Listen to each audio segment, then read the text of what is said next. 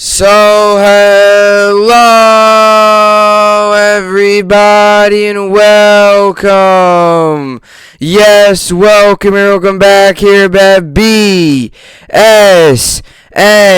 Network. You get back here, BSN Network. This is BSN Network Podcast here today. It is Tuesday, January 25th. Hope everybody's having a day so far and a good rest of their day yesterday. It is, in fact, Tuesday, January 25th here today, coming off another big night last night in the sports world. The New York Rangers got a very, very big and exciting, nerve-wracking win last night as they defeated the Kings in a shootout. And I'll tell you what, I mean, those games, when you're a fan, it's a lot of adrenaline, it's a lot of you're nervous, you're just anticipating, you're just hoping that, Igor can get some stops, and your guys that are up there, getting the shots up are going to make them, and that's your hope. It's kind of like it's out of your control. You just got to hope that you win the one-on-one and the Kings don't. And shootouts are always exciting. They're always so much fun. From a fan standpoint, they're a lot of fun, and they're very nerve-wracking. They're very intense. They're very exciting. There's a lot of anticipation, urgency in the moment. It's like, come on, like a half, when they're taking the puck, up into the the zone and getting close to the goalie. It's like, come on, do something, make a move, and they're always a lot of fun. But a big win last night for the Rangers, and obviously, you go into that game. You start off, strong. It was kind of back and forth. 2-1. You get a goal. Kreider had the goal to beat the buzzer. The power play goal. He's now 30 goals on the season, and you saw a lot of positive things. You saw a lot of good things. It was kind of like a confidence boost type game. You saw guys like Lafreniere getting involved in the shootout. Adam Fox continues to play at a high level. Panarin, Breadman gets on the board. In the shootout, and then you have Chris Kreider and Gaudreau and guys like that stepping up big and getting big goals. And as we all know, Adam Fox sealed it off with a really nice move on Jonathan Quick and put it in the back of the net, top shelf where all the cookies are. As they say it in the world of the NHL. So a very good win for the Rangers. As you can see here today, I'm rocking the Artemi Panarin t-shirt. So very excited today. Been excited as a Ranger fan a lot recently. It's been great to see, been great to watch, been a lot of fun to watch. And look, right, you could say what you want about the team. You could say we're not there yet. All I could say is this team continues to show more and more reasons for us as fans to believe in them, for us as fans to truly believe that this team can make a deep run come playoff and come postseason time. And as long as they keep stacking wins and continue to win and win, right? We aren't up there quite yet with the Hurricanes, but as long as we keep stacking wins and the next time we face some of these elite opponents, if we can get some of those wins, we really can put the league on notice. So the Rangers got a win last night, 3-2. Knicks were able to make it close. It was tough. It was physical. It was back and forth. Again, kind of just trying to make things happen late in the game. A little too late for the New York Knicks as they fell to the Cleveland Cavaliers 95-93. Like I said, only 19 points in the fourth quarter. They come back, made a strong push late. Just not enough offense. Not enough for the Knicks last night. Julius Randle struggled from the field, 6 of 17, 2 of 7 from 3. He did have 18 points, but not very good overall. Barrett was a big reason why they were in the game. Randall continues to have those nights where it's just you scratch your head of where was how is this guy, what happened, what Knicks fans saw last season to what they've seen this year is just what happened. And last night was one of those head scratching performances from Julius Randle again. Tonight, I'm excited. Got the Nets back on tonight. Hey, look, home game, Lakers. Going to be a lot of fun. I'm excited. I'm hoping that James Harden comes out and plays well. So the Nets are on tonight. Knicks have a day off after yesterday's game. They had a back-to-back, so they'll have a day off today. Islanders return home tonight. They will host the struggling Flyers. Flyers last night against the Dallas Stars lost their 12th straight game. So this is the second half of a back-to-back. This is an opportunity for the Islanders to just get another win. Get over the NHL 500 mark. Try to get a little bit of a roll going here. You're facing against a team that has lost 12 straight games. games, a team that looks completely dysfunctional.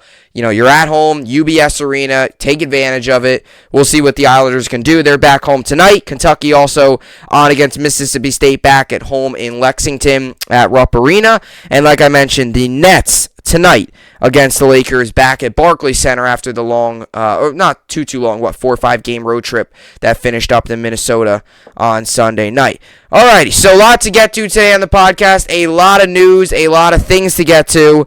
Let's get to the topics for today's podcast. So today I'm going to officially wrap up the kind of Bills-Chiefs game. I'm going to talk about the NFL overtime rules. So I have a lot to say about this. I have a lot of things I want to talk about it, and I figured might as well talk about it now, just get it out of the way, and we'll see what happens if the NFL does decide to change anything. I don't think they will, but if the NFL does decide to change anything come the offseason, I figured I'll talk about it now because there's a whole lot of other things that are, coming on in the news, and this is not really a, breaking news topic. This is just something I want to give you my opinion on. I've had some people ask me about it.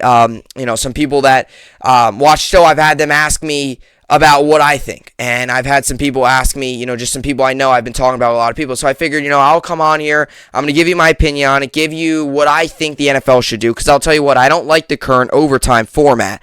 So I'm going to tell you what I think the NFL should do and maybe a possibility what they might do or will do. I don't think they're going to change anything, but who knows? If they start to feel the pressure from maybe the fans and the organizations, maybe they'll feel, maybe they'll really start to feel the pressure to change it. But I want to get to it, especially after the latest, crazy overtime situation on Sunday night between the Chiefs and the Bills.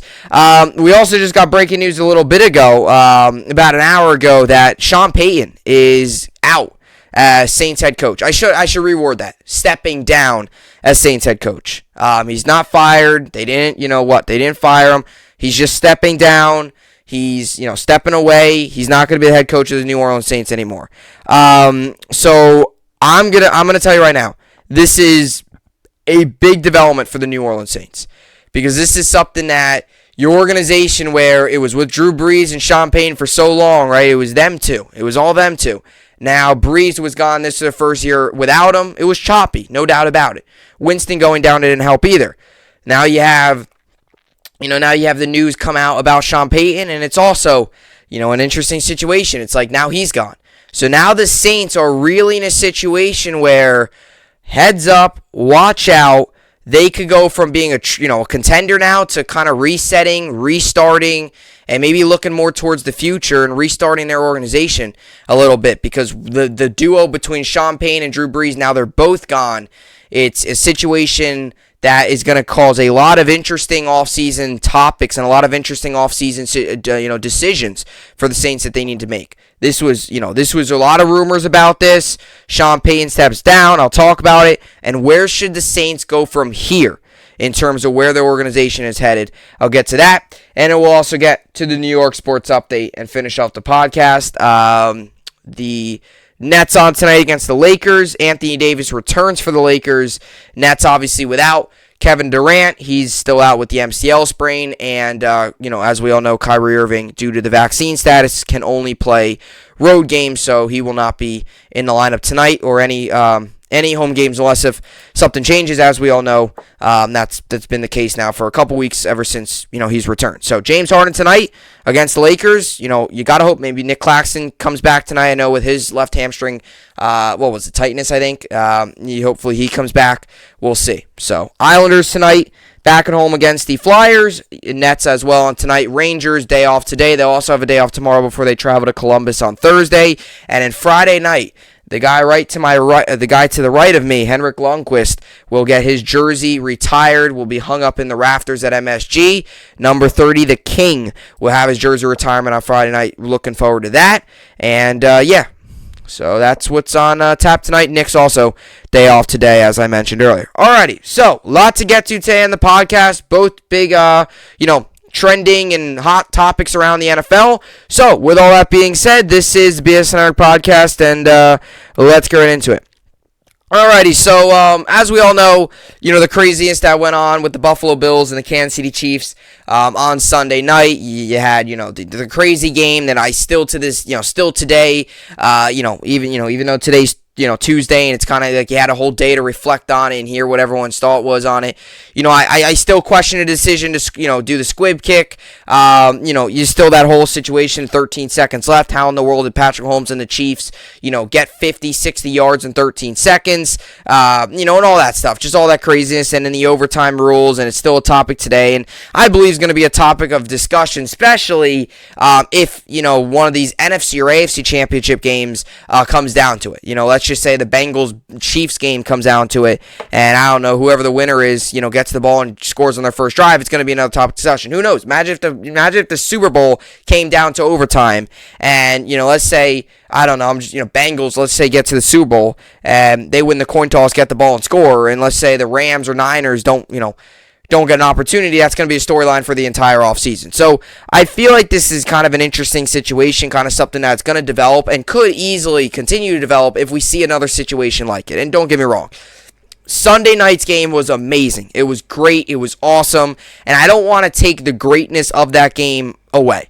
Because I don't want to sound like, oh, it could have been better, or, oh, this should happen. I don't want to sound like that, because that was the best game I've ever witnessed, or I can recall witnessing as a fan. In any sport, to be honest with you. I could tell you right now that it's probably, the greatest NFL game I've ever watched. Even over that Rams-Chiefs game, I could say, a couple years ago, when it was like 51-47 or something, I could still say the Sunday night game between the Bills and the Chiefs was, I think, the greatest game I've ever witnessed. So that right then and there just tells you what I'm about to talk about. The overtime format does not only just stand with this game, but a lot of games. And I've been talking about this, I've been thinking about this really since the Chiefs lost to the Patriots in 2018. It was Mahomes' first big season. It was his first big year. It was the year, they didn't obviously win it, but they got to the AFC Championship game, and they were a game away. That was the season where Tom Brady and the New England Patriots defeated the Rams 13-3 in the Super Bowl. It was the sluggish Super Bowl. It was Jared Goff and Sean McVay's first Super Bowl together. Everyone was like, oh, is this a dynasty in the making for the Rams? And now we're sitting here today, and Matthew Stafford is in a Rams uniform getting ready for the NFC Championship game at home against the Niners. But that was, that happened, and in that game, that was the big storyline, right? You went into overtime. Patriots, won the toss. They elected to receive. Tom Brady and the New England Patriots went down the field and scored a touchdown, and we never got to see Patrick Mahomes with the football. And that's the big thing, right? For a long time now. Now, in the NFL, it used to be where the NFL rules used to be, first to score points, I believe. It was the first to score, like a field goal. If you kicked the field goal, game was over. They end up changing it, touchdown now, and now the game's over. So that's how long it's been. It's been field goal used to win it. If you kick the field goal, game's over no matter what. Now you got to score a touchdown. Now if you kick a field goal, the other team gets the ball, and they need to score. Either a field goal to keep the game going, or if they score a touchdown. Pretty much the first team to score a touchdown wins, or if you kick a field goal and hold the opposing team, you also win. Or a pick six, or a fumble, and a recovery, and a return, or, we all know the different possibilities of winning into overtime. But Sunday night, and even many times throughout the season, has proven to us that I think the NFL should, I don't think they will, but the NFL needs to and should enforce and create a new NFL, create a new overtime. Make a new overtime. Make the game be decided on more than just a coin toss. And I don't mean, I'm not a whole sales change guy. I'm not a guy that thinks you could completely blow it all up and say, oh, just remove everything and just do college overtime. I don't buy into that. I still think you should have 15 minutes on the clock. I still think, you kick it off, team gets it, wherever they, whether they receive it and score a touchdown, whatever it is, or receive it, go, whether they receive it, or let it touch back. I still believe that's how it goes. I'm not a huge fan of all this stuff about, oh, let's have the team score, then have to go for two, and then the other team gets, and if they score, then they also have to go for two. Just play football. None of this, oh, let's get the ball here on, let the team choose where they get the ball, and no, that's just ridiculous. Let's not do that. I disagree with that. I don't like all this style of, a team needs to get this many yards or no. It doesn't need to be like backyard football. Let's just play normal football, normal 15 minutes. But let's remove the fact that if you score on your first drive, game's over. Because a game like we saw on Sunday night between the Chiefs and the Bills should not come down to a coin toss. The Bills' season should not have to come down on whether or not the coin lands on heads or tails. Josh Allen called tails and landed on heads, as we all know. That's not how an NFL game should be decided. Is deciding on whether or not a coin lands on heads or tails. Because I have some stats here to show you. In history, history tells us the team to win the coin toss wins over half the time. They have a winning percentage of 52.8%. Did some research here. So the team who wins the coin toss wins 52.8%. A season like the Buffalo Bills, and even a couple years ago with the Chiefs and the Patriots, should not come down to a coin toss. It just shouldn't. Maybe in the regular season, not the postseason. Okay? It should come down to both teams getting an opportunity to score, both teams getting the ball. Ultimately, what I think the best thing, and I'm going to get to some numbers here, and I'm going to then kind of elaborate a little bit more on my plan. Like I said, I'm not a big fan of this backyard football stuff. Oh, let the team choose, or, a team has to do this in this minimal amount. No. We don't need to do backyard football. This is the NFL. It's the playoffs. It's the biggest stage. Let's play normal football, normal rules. I personally think there's two things the NFL could do. I think number one, I think they should just play 15 minutes. You play another quarter of football. You still do the coin toss to start to see who gets the ball. I have no issue with that. I don't think you should eliminate that. I know some people said, just give it to the team who received first. But no. I think you still do the coin toss. In Sunday night's case, right, Chiefs get the ball. Let's say they went down and scored. I don't know how much time was left. I really wasn't focused on that. Let's say there was 11 minutes left. Josh Allen gets the ball back. Now, if the Bills, you could either go ahead and say, here's, 15 minutes, you could just say Bills get the ball back. If they don't score, they punt it. Right, 15 minutes of football no matter what. Or you could go ahead and say both teams get an opportunity. This was my next plan. So first plan was 15 minutes of football. Right, 15 minutes of just football. Chiefs went down and scored. Bills got the ball back. Let's say they threw a pick six. Let's say it was a 14-point game. Well, hey, Bills get the ball back. They still have a chance. You play 15 minutes. Almost like basketball and hockey does. Basketball, you play 5 minutes. It's not the first team to score. It's not any of that. First team to hit a three. It's 5 minutes. Whoever's winning after that is the winner. If it's tied, you go to another overtime and so on and so forth. There's no ties, as we all know in basketball. Hockey, for playoffs, it's 20-minute overtimes, 5-on-5. First team to score wins. But that's hockey. It's a little different, right? It's a little different in hockey. You can't have, they score, because hockey doesn't really have possessions. It's hockey. First team to score wins, which makes sense. Now, in regular season, it's a 3-on-3, 5-minute overtime, and then there's a shootout. And in baseball, we all know both teams get a chance. I believe that all sports, right, both teams get a chance. Hockey, both teams get a chance, right? The puck's out there. Right? It's yours for the taking. We all know how it is. Basketball, right, possession after possession after possession. After 5 minutes up, whoever's winning wins. And then same thing here, with baseball. I don't like the second base rule, but look, both teams get an opportunity. Home team and away team. Get an opportunity, to get runs in and win the game. All right. Football, it's not the case, as we all know. So I think, like I said, my plan one, back to my point, you just play 15 minutes of football. Maybe you decrease the time a little bit, maybe say a 10-minute quarter. Maybe that's a possibility. You could do that too. Maybe it's a 10-minute quarter instead of a 15-minute quarter, almost like basketball and hockey does. It's not the full period. Now, hockey in the playoffs it's different, but for regular season, it's just 5 minutes. In basketball, for even the playoffs too, it's just 5 minutes. So maybe you decrease 5 minutes off and just say 10 minutes. Maybe that's a possibility. But, where I'm going with right now is just 15 minutes. You play the winner after the 15. The team that's winning after the 15 minutes is the winner, and the loser goes home. And if it's still tied, you go another. You go to another quarter. If you want to put some spin on the idea, you could say maybe eliminate and just do 10 minutes. The only issue with 10 minutes is if you have one really long 6-minute drive, then you get the ball back and you all of a sudden got to hurry up. You're in a hurry up offense for no reason. So I think 15 minutes is the smartest, but you'll see. And who knows, if people are complaining, or complaining, or if the NFL is worried about games going too long, first overtime could be 15 minutes, next could be 10 minutes. And you shorten the possibility of it going into 3-4 overtimes, and these games lasting 5.5, 6 hours instead of just the regular 3, or more 5 hours. 4-6 hours is kind of unrealistic, but you get where I'm going with this. Now, my other plan was this. My other possibility was not so much college overtime, similar to it, but not where each team gets the ball on 25-yard line. Right? You roll with it. Let's say the Chiefs would have scored. Let's say Team 1 scores a touchdown. I'm just going to roll with Team 1 because going with the Chiefs-Bills is too confusing with everything went on in that game. So Team 1, let's say, gets the ball, they score. Team 2 now gets an opportunity to get the ball. Now, if they don't score a touchdown, game's over.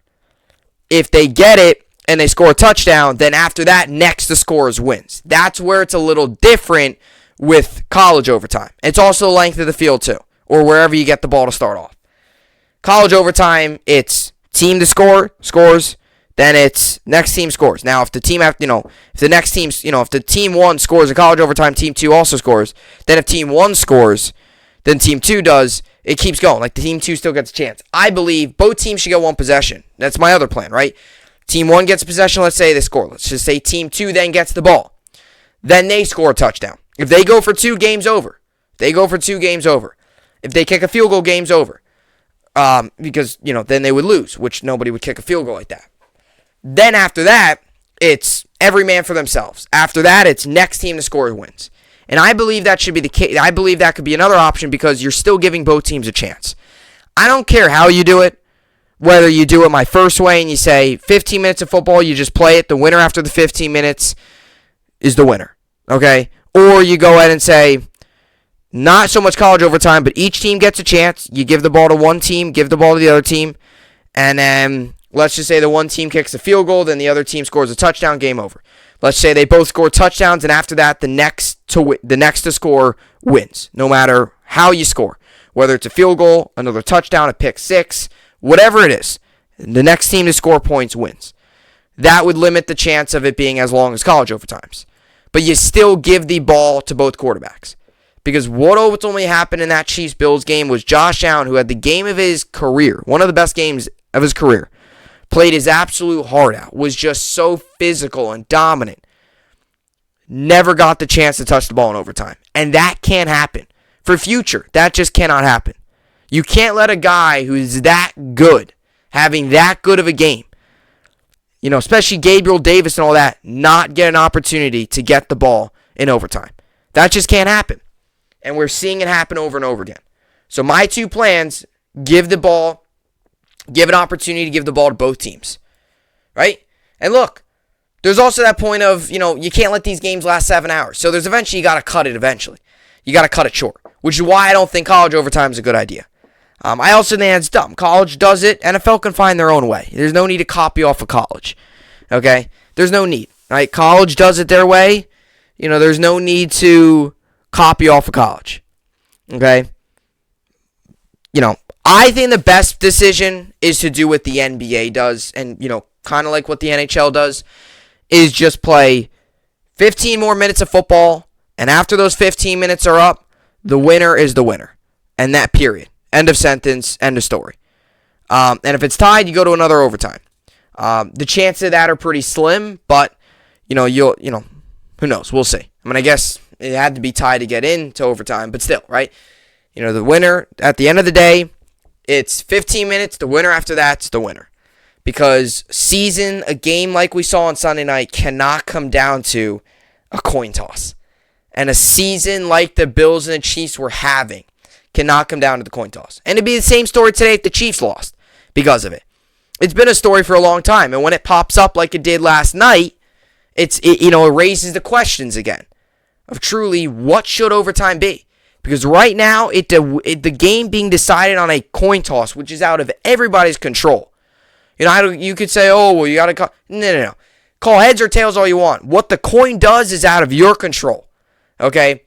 Seasons, playoffs, games like we saw Sunday night should not come down to a coin toss. NFL needs to fix this. And some numbers here to prove to you that I did some research here. Now, I will be honest. The playoff games I did do some research on. The other 163 overtime games of all time, including the playoffs, with the new rules, with the new rules, I did find from NFL Research. So NFL Research has a Twitter page, a lot of good stuff to find on there. So this is via NFL Research. I also did some research myself of the OT rules in the playoffs too. So by the way, just quickly here, in 2010 they implemented the new rules in the playoffs. The new rules where first team scored a touchdown. In 2012 they implemented them in the regular season. So up until that point, a field goal won the game. Whoever got a field goal first. You could also score a touchdown, but all you had to get into field goal range. If you kicked the field goal on your first possession, you win the game, which is completely ridiculous. But they ended up changing that to a touchdown, and still to this point, you still have these quick overtimes that are ending without the other team getting a true opportunity. Alrighty, so in 163 overtime games since the rules have been changed, which happened in 2012 in the regular season, 2010 in playoffs, 163 overtime games. Winner of coin toss, the record. So the winner of the coin toss, the record all time, including playoffs, is 86, 67, and 10. There's 10 ties in there. Those are from the regular season, obviously, where you can have a tie if no team scores after 15 minutes or up. That is a winning percentage of 52.8. So it's above 50% of the time. The team who wins the coin toss wins it. I'm not pulling this stuff out of the middle of nowhere. This is all stats. This is trustable numbers here. So this shows you that the team that wins the coin toss over half the time is going to win the game. Now, in the 11 OT playoff games, the 11 overtime playoff games, the winner of the coin toss is a whopping 10-1. That is a 90.9 winning percentage. So the stakes are much higher in the playoffs. Seasons are on the line. And ultimately, the result of a coin toss has won a team 10 of the 11 overtime games since the new rules were implemented. So a coin toss has decided 11 overtime games, and the team that wins the overtime 10 times, the team that wins the coin toss 10 times is 10-1. So out of 11 times, there's only once the team that won the coin toss lost the game. Now, to be fair, to kind of rebuttal a little bit my argument, 7 of the 10 teams scored on opening drive. So out of the 10 teams that won it, 7 of them scored on the opening drive. So the other times, either they kicked the field goal, then the other team kicked the field goal, and then maybe they scored. Or they didn't score on the opening drive, then maybe they either intercepted or picked 6, or then they didn't allow the other team to score, then they kicked the field goal and won. But still, that's 7 of the 10 times. So not all 10 times had they won on the opening drive, but 7 of the 10 teams to win the coin toss, 7 of them scored. Out of the 10 teams to win the game, I'm trying to let me reword this here. So the winner of the coin toss is 10-1 in the 11 OT playoff games since the new rules. 7 of the 10 winners won the coin toss. 7 of the 10 winners who won the coin toss scored on the opening drive. So 3 times the team who won the coin toss didn't score on the opening drive, but still won. But still, that's still 7 wins. That's a whole lot more than the losses. So it's still over half the time the team scores on the opening drive. Now, the only loss, and this was actually a little bit from memory. I actually remember this game just because of the crazy penalty that was called. But I also wanted to just confirm with this. This was the Saints-Rams game in 2018 NFC Championship game. The same year the Chiefs-Patriots game came down to overtime. The only loss was the Saints won the coin toss and they didn't win the game. So that's the only loss of all time. And even that one, you could debate Saints should have won that game. But that's a different debate. That's a different story, different day. So technically, if the ref would have made the right call, you would have been 11-0. So that's the only time the team who won the coin toss lost an overtime game in playoffs. So A winning percentage of 90.9 for teams that win the coin toss. 7 of those 10 teams scored on the opening drive. It just goes to show you how lopsided a coin toss can be and how much a coin toss, something that is completely out of the control of the players, coaches, can decide a season, can decide a game. It's just getting to the point where something's got to change. Something needs to change because this can't keep happening. Like we can't, I love overtime games. I love it. But when the first team wins the coin toss, yippee, we won a coin toss, great. We score 2 minutes later, great. Season's over. You never give both teams, bottom line is this. I don't care how you do it. Both teams need to get an opportunity to touch the football. That's the reality of it.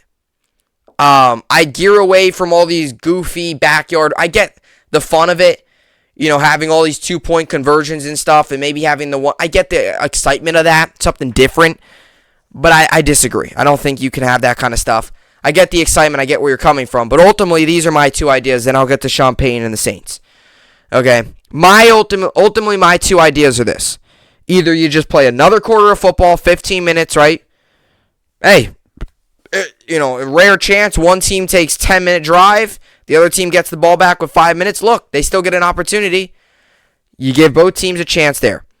The other thing I said was you roll it normally, normal kickoffs, all that. None of this start on the 25 or 50-yard line. You roll it normally. Let's say team 1 goes down and scores. Team 2 still gets the ball. If they score another touchdown, after that, next team to score wins no matter what. No matter what, next team to score wins. If you get the ball, team 1 scores, they stop team 2, game's over. Because at least you get both teams a chance. But personally, what I think the NFL should do is just add another quarter.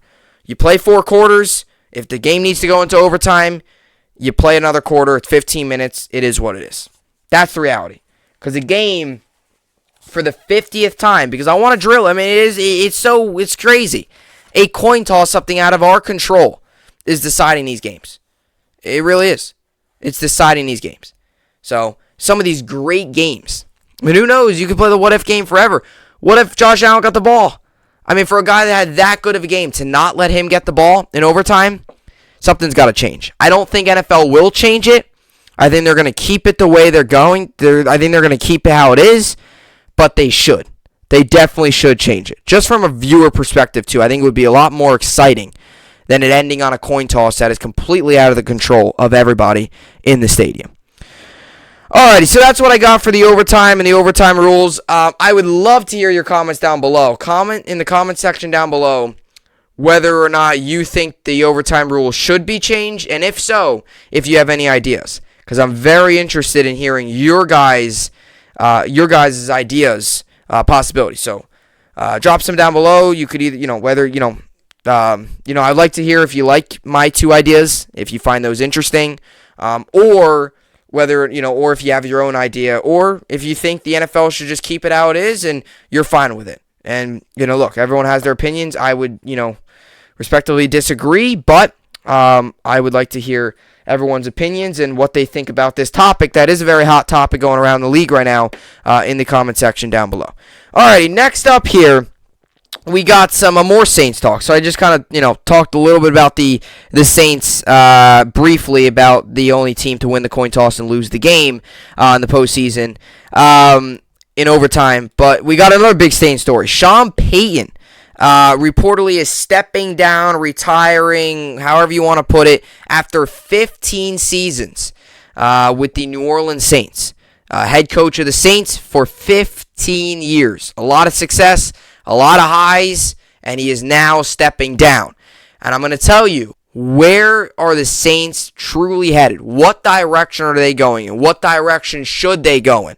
Because the Saints now, for the past decade, it has been led by Sean Payton and Drew Brees. Brees left, retired last offseason. Payton is now out. The Saints and the dynamic duo between them two are now, both of them are gone. Where do the Saints go from here? I'll get to this and much more coming up next.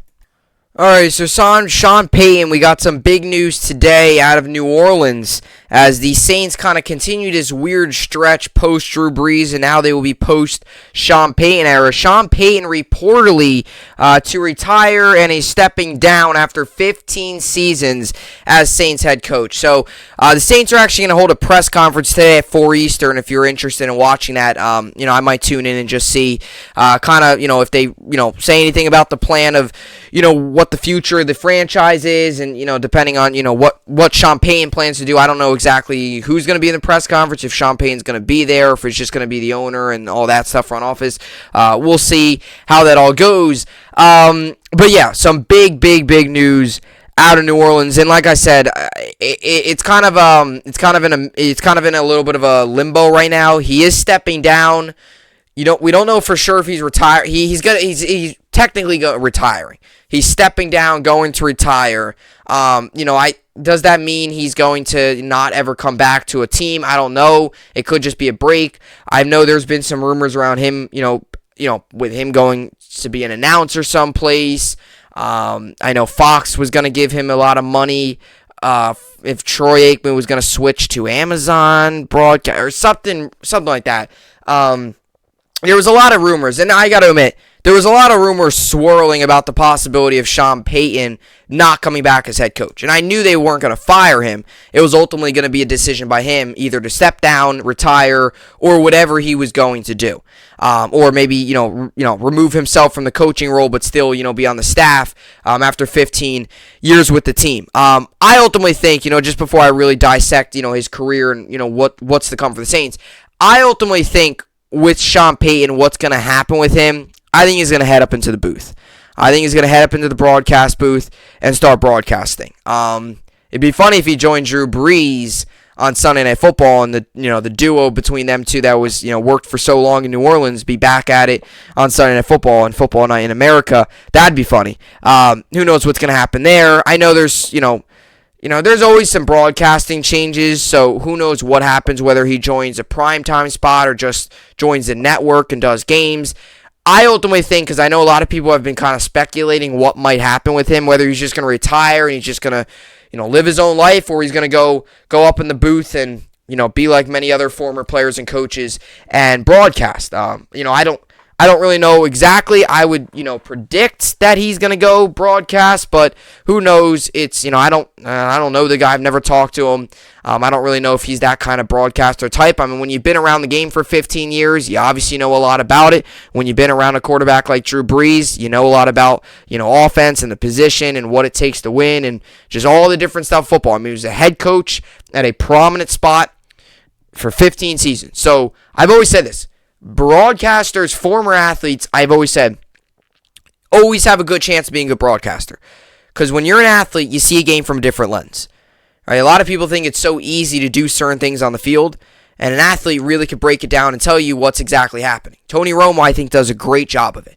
And I know some people don't always like Tony Romo because he's kind of, he predicts a lot of things, but that's because he sees things through a different lens. He can read defenses really well.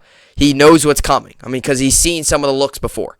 And he's very exciting. He's fun to watch because he really breaks things down. He really tells you what's happening and exactly what to expect.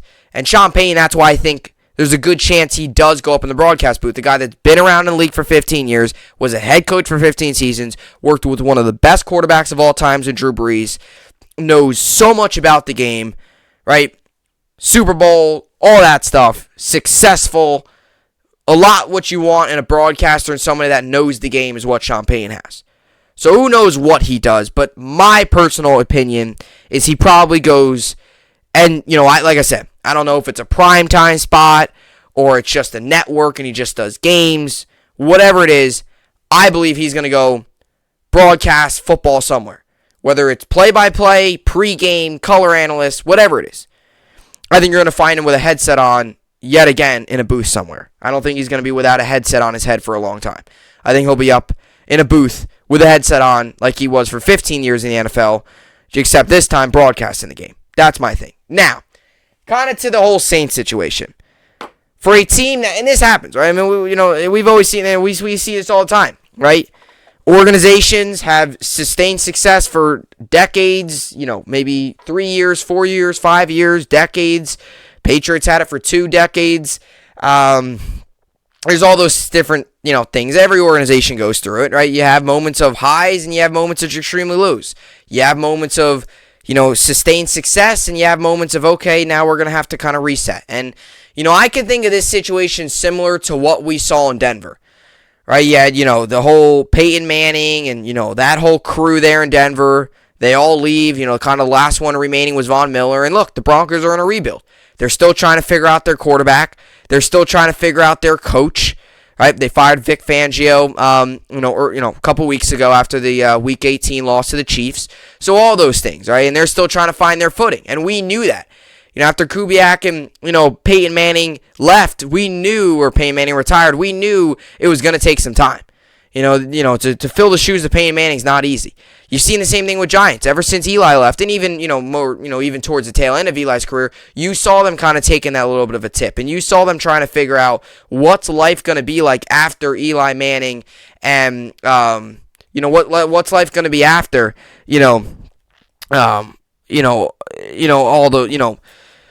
what's life going to be like after them. And you've seen the Giants, right?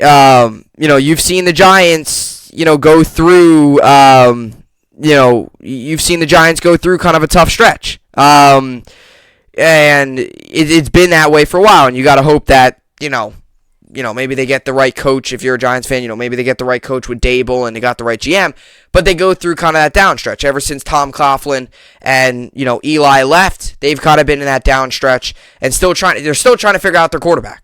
Right? They're still trying to figure it out. Daniel Jones doesn't seem like he's the guy. Maybe he is, maybe he's not. Maybe they draft another guy. Still have not had any success really ever since Eli. And towards the tail end of Eli's career, they didn't have much success. And for the Saints here, they've had a lot of success. Drew Brees retired this season. They missed the playoffs just barely. And now Sean Payton's out. I was about to say Peyton Manning. Now Sean Payton's out. And now it's looking for the Saints like, okay, you were here for a while, and now you're kind of here. And that's truly where I believe the Saints are headed. And to be honest with you, Sean Payton and Drew Brees, although they left their mark and made a true positive mark on this organization through the last 15 seasons, they kind of leave the organization, I don't want to say in shambles, but they leave the organization with a whole lot of questions and very little answers. And a whole lot of difficult things to decide and not many easy things.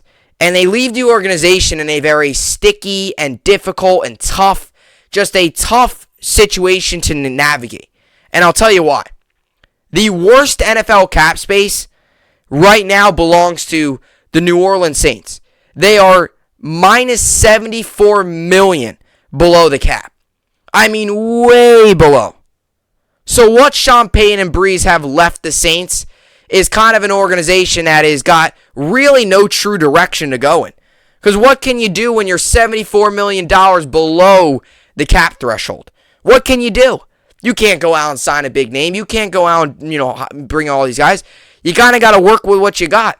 And without, Sean Payton leading the way, his veteran knowledge and, being in the organization for 15 years, and without Drew Brees being the quarterback he is, and, unknowns about Jameis Winston and his, if Jameis Winston isn't the guy, can Taysom Hill be, and, the offense and what's going to go on with Michael Thomas, and, you got some veterans on the roster, what's going to go on with them. It's like the Saints right now are kind of left with a direction of, nowhere to go.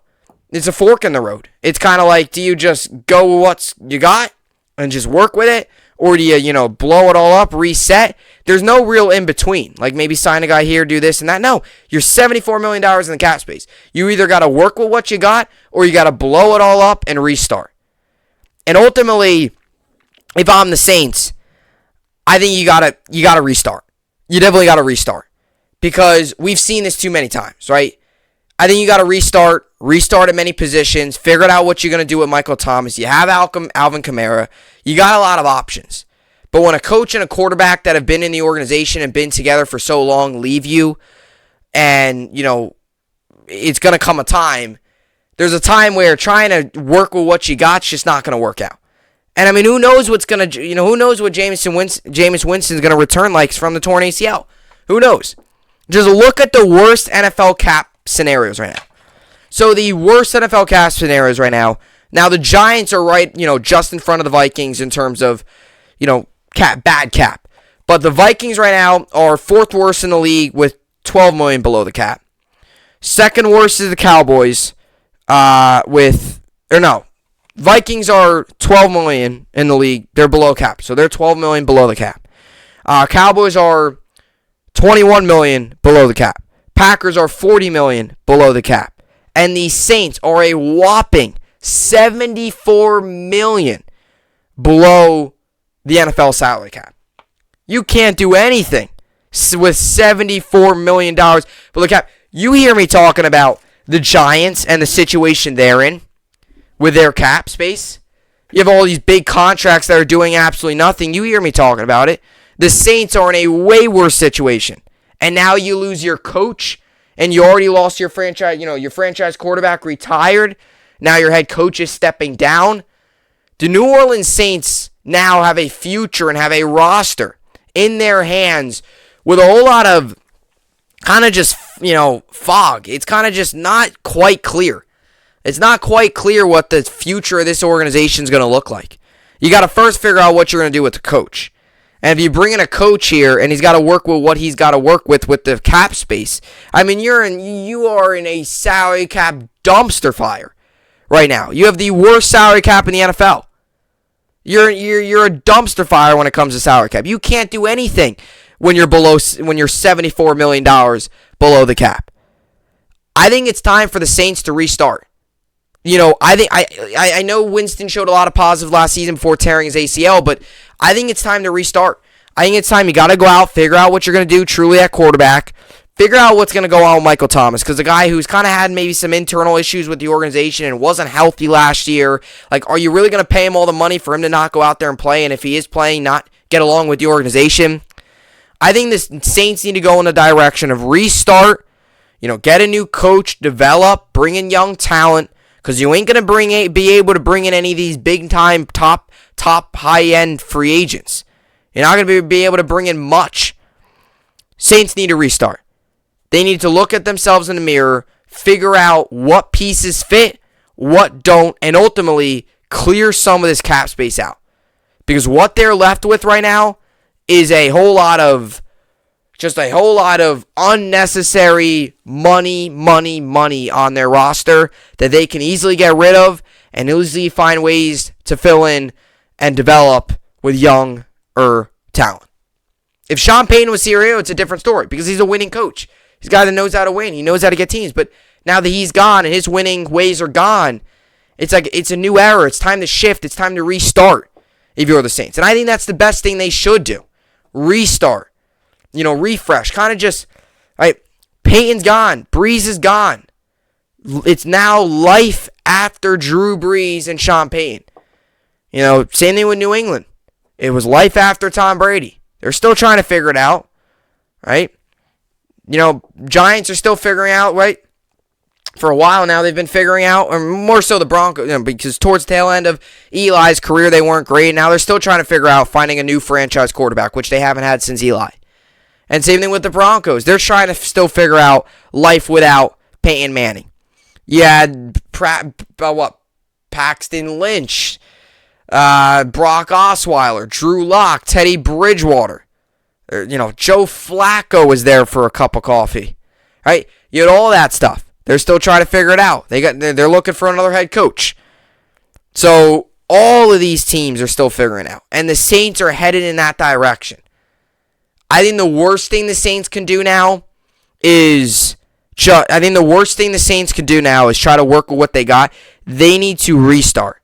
They just need to say, hey, the Sean Payton Breeze era is officially over. We need to shift our gear and shift our mindset on the future and what we need to do so this roster isn't a dump for the next 10 years. We want to have success for a while. We don't want to try to work with this roster and have a dump. That's the last thing we want. Alrighty, so now one more thing I wanted to say. You just look at the difference. The best salary cap situations in the NFL. Dolphins are at $70 million in cap space. Jaguars are at $59 million. Bengals $59 million. Jaguars slightly ahead when you get to $59 million exactly. Bengals $59 million. And the Chargers $58 million. Now, the Jets are right outside there at 5. They have $48 million. Now, like I said, this is all before cuts and all this stuff happened. So even the Saints, maybe they have maybe they'll increase a little bit on cap space. All these other teams might increase a little bit. This is just right now. This is before the whole offseason has gotten going. But still, I mean, you're still going to be way below. I mean, the closest team is the Packers, which are $40 million under, which depending on what happens with Aaron Rodgers and Devontae Adams and stuff like that this offseason, that could definitely skyrocket up to a whole lot of cap space if, the questions around the Packers. And the Saints, you're working with an average roster without Drew Brees and the questions around Michael Thomas. And you have Alvin Kamara, as we all know. He's great, but he can't carry the team. I mean, look at your quarterbacks. Jameis Winston, okay. You really trust him? Okay, he showed some promise. Great, coming off a torn ACL. If he can't stay healthy, do you trust Taysom Hill? A lot of questions and not many answers. The Saints now need to leave the Sean Payton and Drew Brees era and figure out life after Sean Payton and Drew Brees and, reset, restart, and change the foundation and, kind of just restart what you got. Because we've seen so many other teams out there try to work with what they got, and it never works. Saints got to jump on it, get on it early, restart, and, just move on from the era, these 15 years and restart, bring in young guys, play them, give them time, rebuild, restart, revamp. That's what the New Orleans Saints need to do. Alrighty, so Sean Payton reportedly to retire after 15 seasons as Saints head coach. In a shocking move, Sean Payton is stepping down as head coach of the New Orleans Saints, according to NFL Network's Ian Rappaport. Nick Underhill of New Orleans Football reports he's retiring altogether. ESPN's Jeremy Fowler polled NFL executives and reported January 18th that several well-informed people brought up Payton as a candidate to become a television analyst in the near future. This move would open up that avenue. Payton has been the Saints head coach since 2006, helping turn the franchise into one of the NFL's best during his tenure. He led the team to its first Super Bowl title in 2009 with a 31-17 victory over the Indianapolis Colts. An accomplished offensive coach, Payton's partnership with quarterback Drew Brees led to Saints posting historic numbers. Brees retired from the NFL after the 2020 season as the league's all-time leader in passing yard. That mark has since been passed by Tom Brady. After a rough 3-year stretch from 2014 to 2016, Payton made the Saints into one of the most dominant teams in the NFL, in the NFC. They had a streak of 4 consecutive NFC South titles from 2017 to 2020. The 2021 season was arguably one of Payton's best coaching jobs. It was his first season without Brees at quarterback, yet he still had the Saints in playoff contention until the final week of the regular season with a 9-8 record. It's the truth. And I don't think you're going to be able to find another coach out there that can do what he did with this roster. Sean Payton's a special coach. He's a really good coach. We've seen it on display. So another coach out there, very rare you're going to get another guy that can work with this roster. It's going to be difficult.